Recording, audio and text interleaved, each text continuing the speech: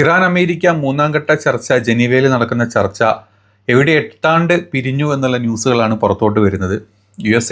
State സെക്രട്ടറിയുടെ സൈഡിൽ നിന്നും അതുപോലെ തന്നെ ചില പ്രതികരണങ്ങൾ വന്നിട്ടുണ്ട്. ഇറാൻ്റെ സൈഡിൽ നിന്നുള്ള ഒരു കംപ്ലീറ്റ് ഡീറ്റെയിൽസ് ഒന്നും വന്നിട്ടില്ല. IRNC ന്യൂസിലൊക്കെ ചില റിപ്പോർട്ടുകൾ വരുന്നുണ്ട്. അപ്പോൾ നമ്മൾ അതിൻ്റെ ന്യൂസിലോട്ടാണ് പോകുന്നത്. കണ്ടപ്പം അത് എവിടെ എത്താണ്ട് പോയി എന്ന് അറിഞ്ഞപ്പം ഒരു ടെൻഷൻ ഉണ്ട്. പക്ഷേ കംപ്ലീറ്റ്ലി സ്റ്റോപ്പല്ല, ഒരു പ്രാവശ്യം കൂടെ ഒരു കുറച്ച് സമയം കഴിഞ്ഞിട്ട് കൂടിയിരിക്കും എന്നുള്ളൊരു വാർത്തയും കൂടെ അതിൻ്റെ ഇടയിൽ ലാസ്റ്റിലോട്ട് അവർ പറഞ്ഞു വെക്കുന്നുണ്ട്. പക്ഷേ അതിൻ്റെ യഥാർത്ഥ അവസ്ഥകളെ പറ്റി നമുക്കൊന്ന് കൂടുതൽ നോക്കാം. അപ്പോൾ വീഡിയോ കാണുമ്പോൾ തന്നെ ഇഷ്ടപ്പെടുന്നവർ ലൈക്ക് ചെയ്ത് സബ്സ്ക്രൈബ് ചെയ്ത് വീഡിയോ കാണാൻ ശ്രമിക്കുക. നമുക്ക് ഏതായാലും വീഡിയോയിലോട്ട് വരാം. US ഇറാൻ പ്രതിനിധികൾ പരോക്ഷ ചർച്ചയ്ക്ക് ശേഷം പിരിഞ്ഞു എന്നാണ് ന്യൂസ് വന്നിട്ടുള്ളത്.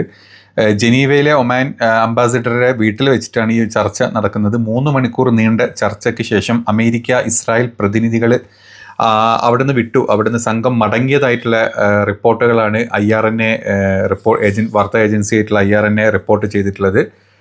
ചർച്ചകളുടെ വിജയത്തെക്കുറിച്ചും നിരീക്ഷകരും വിദഗ്ധരും സംശയം പ്രകടിപ്പിക്കുന്നുണ്ട്. കാരണം ഈ അമേരിക്കൻ സംഘം ചർച്ചയിൽ പരസ്പര വിരുദ്ധമായിട്ടുള്ള നിലപാടുകളാണ് സ്വീകരിക്കുന്നത് എന്നാണ് ഇറാനിയൻ പക്ഷം പറഞ്ഞിട്ടുള്ളത്.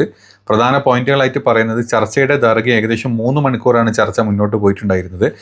ഒമാനി അംബാസിഡറെ വസതിയിൽ വെച്ച് ചർച്ച നടന്നത്. അമേരിക്കൻ സംഘത്തിൻ്റെ നിലപാടുകളിലെ വൈരുദ്ധ്യം ചർച്ചകളിലെ ബാധിച്ചതായിട്ടാണ് ഇറാൻ്റെ സൈഡിൽ നിന്നുള്ള അറിയിപ്പ് വരുന്നത്.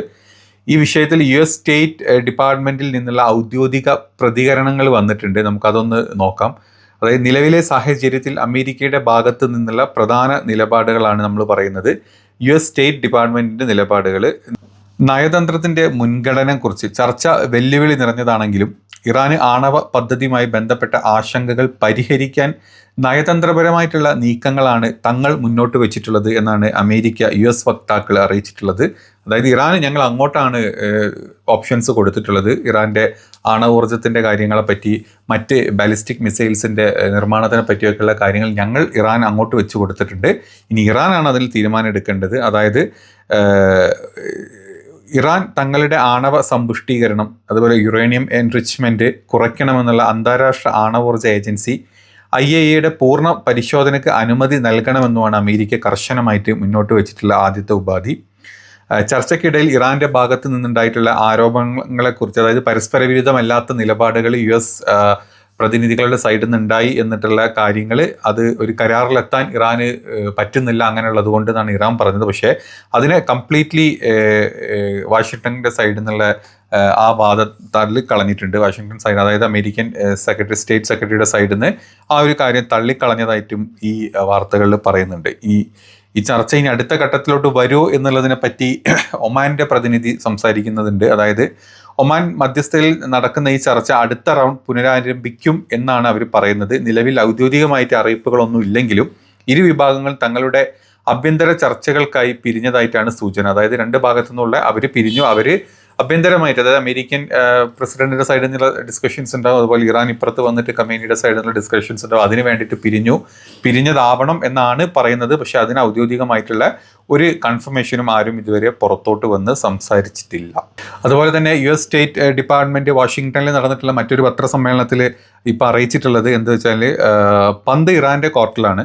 ചർച്ച ക്രിയാത്മകമല്ലെങ്കിലും ഇറാൻ തങ്ങളുടെ ആണവ പദ്ധതി പ്രായോഗിക നിയന്ത്രണങ്ങൾക്കായി ഏർപ്പെടുത്തി കഴിഞ്ഞാൽ തയ്യാറായി കഴിയണമെന്നാണ് US-ൻ്റെ സൈഡിൽ നിന്നുള്ള ആളുകൾ വ്യക്തമാക്കുന്നത്. സത്യസന്ധമായിട്ടുള്ള നിലപാട്, അതായത് ഇറാൻ്റെ ആരോപണങ്ങൾ പരസ്പര വിരുദ്ധമായ നിലപാടുകൾ എന്നത് US തള്ളിക്കളഞ്ഞിട്ടുണ്ട്. തങ്ങളുടെ ആവശ്യങ്ങൾ വ്യക്തതയുണ്ടെന്നും പ്രാദേശിക സുരക്ഷ ഉറപ്പാക്കുന്നതിൽ ഒരു കരാറാണ് തങ്ങൾ മുന്നോട്ട് വെച്ചതെന്നുമാണ് അമേരിക്ക ഇപ്പം പറഞ്ഞിട്ടുള്ളത്.